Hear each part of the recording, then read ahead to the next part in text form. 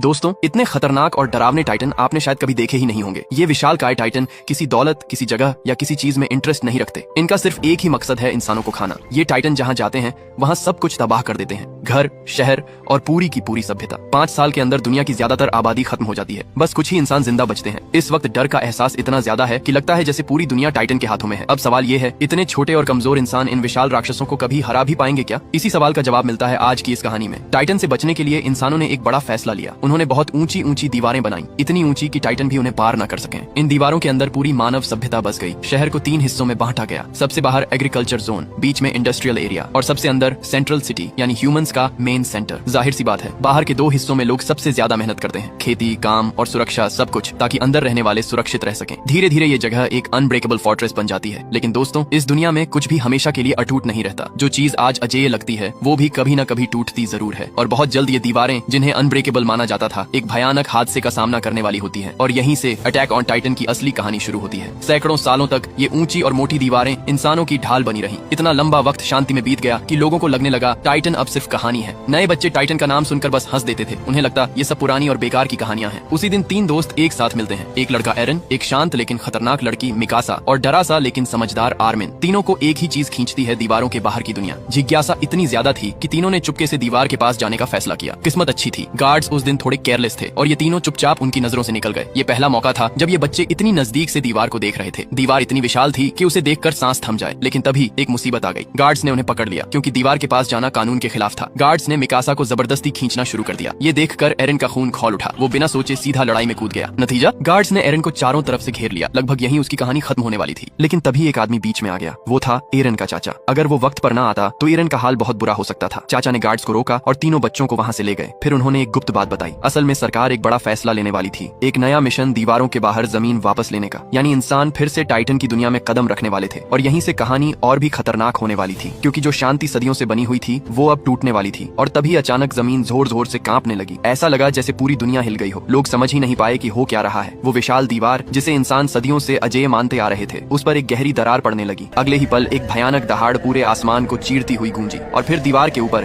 एक डरावना सिर उभर आया। उसका चेहरा इंसानों से कई गुना बड़ा था। आंखों में क्रूर आग जल रही थी। ये देखकर लोगों के दिमाग सन्न हो गए। ये कैसे संभव है? दीवार से भी ऊंचा टाइटन। ये तो साधारण टाइटन नहीं था, बल्कि एक म्यूटेंट जैसा टाइटन लग रहा था। बच्चे पूरा कांप रहे थे। ये पहला मौका था जब सैकड़ों साल बाद इंसान फिर से टाइटन को अपनी आंखों से देख रहे थे। और फिर उस टाइटन ने अपना विशाल पैर उठाया। हर कदम के साथ इमारतें चूर चूर होती गईं और अंत में एक भयानक लात जो तोप के गोले से भी ज्यादा ताकतवर थी, धड़ाम, दीवार टुकड़ों में फट गई। हजारों पत्थर और मलबा इंसानों के इलाके में आ गिरा। उस पल ऐसा लगा जैसे आज ही इंसानों का अंत है। तीनों दोस्त एरन, मिकासा, आर्मिन, जो कुछ देर पहले सपनों की बातें कर रहे थे, अब